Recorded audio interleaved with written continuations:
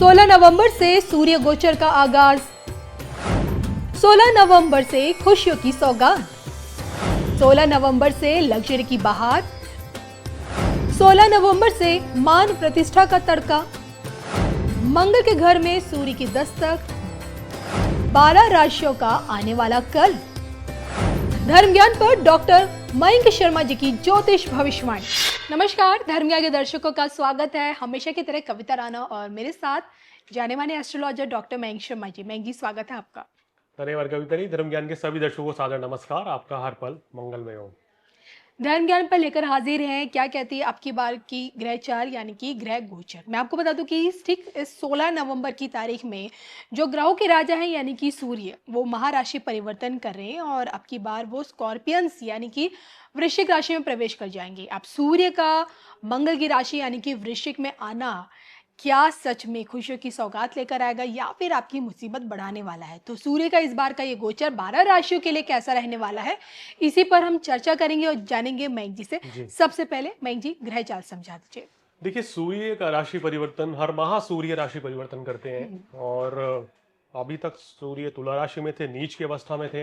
हालांकि नीच भंग राजयोग भी था शुक्र के साथ, लेकिन यहाँ राशि परिवर्तन होके वृश्चिक राशि में आएंगे जहां पहले से ही मंगल और बुध बैठे हैं। बता दें कि मंगल इस समय सूर्य के द्वारा अस्त चल रहे हैं और लंबे समय तक अस्त ही रहेंगे। तो वृश्चिक राशि में आने से मंगल के काफ़ी कुछ जो है राशियों को जो परेशानियां, जो दिक्कतें, स्ट्रेस, एंजाइटी जो चल रही थी, वो उनसे बड़ी राहत मिलेगी। एक तरीके से देखा जाए तो ये गोचर काफ़ी बेहतर रहने वाला है। बिल्कुल। तो आइए, इस गोचर में आपको कितना लाभ और कितनी हानि इस बार मिलेगी 16 नवंबर के बाद, इसी पर हम आगे बढ़ते हैं और राशियां लेंगे हम इसमें। सबसे पहले शुरुआत करेंगे हमेशा की तरह मेष राशि से। देखिए, मेष राशि वालों, आपके सूर्य पंचम भाव के स्वामी होकर अष्टम भाव में आके बैठ जाएंगे।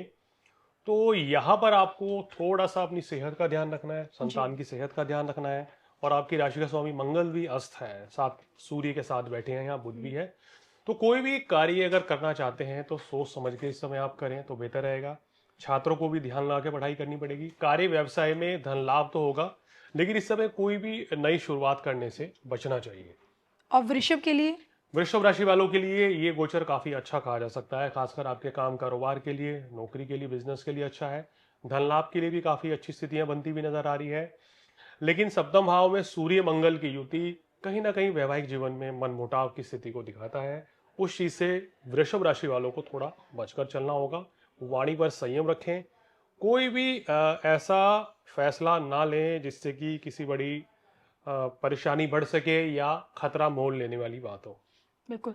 मयंक जी, मिथुन के लिए क्या परिवर्तन है? मिथुन के लिए काफी अच्छा रहेगा। छठे भाव में आ रहे हैं तो ये आपकी काफी समस्या का समाधान करते हुए नजर आ रहे हैं। छठे भाव में सूर्य का गोचर आपको बड़ा अच्छा लाभ देगा। विदेशों से लाभ मिलता हुआ नजर आ रहा है। जी। रोग ऋण शत्रु किसी भी तरह की समस्या से यहाँ छुटकारा आपको मिलेगा। जी। संतान की सेहत में सुधार होगा। संतान की तरफ से शुभ समाचार की प्राप्ति होगी और व्यापार में भी लाभ मिलता हुआ नजर आ रहा है।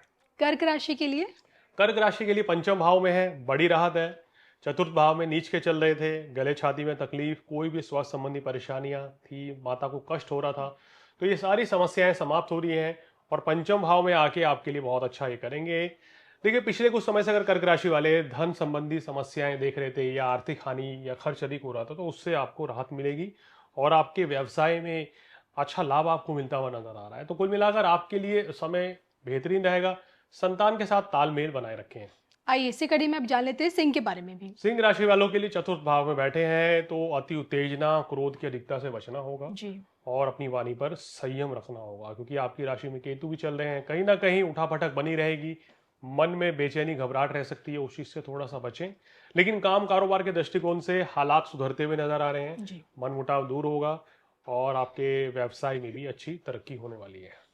कन्या के लिए कैसे उथल पुथल? कन्या राशि वालों काफी अच्छा है। तीसरे भाव में सूर्य का गोचर आमतौर पर काफी शुभ माना जाता है। जी। तो ये संकेत करता है कि मित्रों का सहयोग मिलेगा, काम कारोबार में सफलता मिलेगी, भाग्य भी आपका साथ दे रहा है।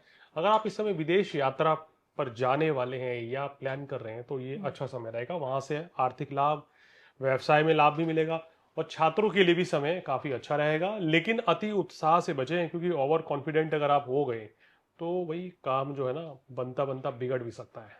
आइए अब बात कर लेते हैं फटाफट से तुला के बारे में भी। तुला राशि वालों, आपकी राशि से ही सूर्यदेव हट रहे हैं तो ये आपके लिए बहुत अच्छा है, क्योंकि दशम भाव में बृहस्पति भी हैं अभी। और अगर बात करें तो लग्न में शुक्र चल रहे हैं, तो स्थितियां आपके लिए काफी बेहतर अब हो जाएंगी। यहां पर लाभ प्रचुर मात्रा में होगा, क्योंकि लाभ के कारक सूर्य धन भाव में बैठे हैं, तो बहुत अच्छा योग है। और देखिए धन के स्वामी के साथ हैं, तो ये व्यापारियों को मैं कहूंगा कि बहुत अच्छा लाभ है तुला राशि वालों को। जी। कार्य व्यवसाय में सकारात्मक परिणाम देखने को मिलेंगे, मान प्रतिष्ठा बढ़ेगी।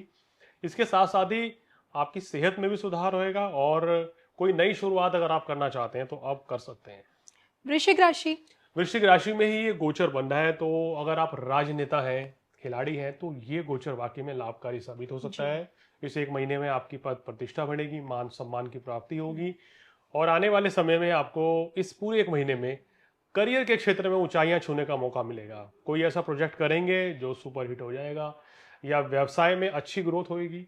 लेकिन वैवाहिक जीवन में थोड़ा तनावपूर्ण स्थिति बन सकती है, क्योंकि सूर्य मंगल सप्तम भाव को देख रहे हैं, तो कोशिश करें कि फिजूल की बातों में अपना वाद विवाद ना करें जीवन साथी के साथ। व्यर्थ के वाद विवाद करना घर हो या ऑफिस हो थोड़ी सी दिक्कत परेशानी को बढ़ा सकता है। बिल्कुल, तो यहाँ हम बात करें कि किस प्रकार से इस बार सूर्य का महागोचर आप लोगों के लिए क्या कुछ लेकर आ रहा है, वो भी 16 नवंबर से। बात हमने की मेष से लेकर वृश्चिक तक, और अब जान लेते हैं धनु के बारे में। धनु राशि वालों, थोड़ा योग कमजोर बनता है, क्योंकि 12वें भाव में आपके सूर्य बुध मंगल रहेंगे, तो इस समय खर्च की थोड़ी सी अधिकता रह सकती है।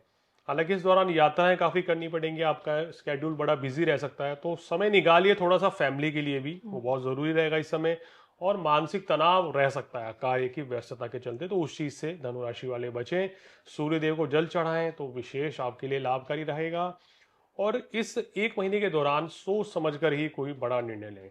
मकर के लिए।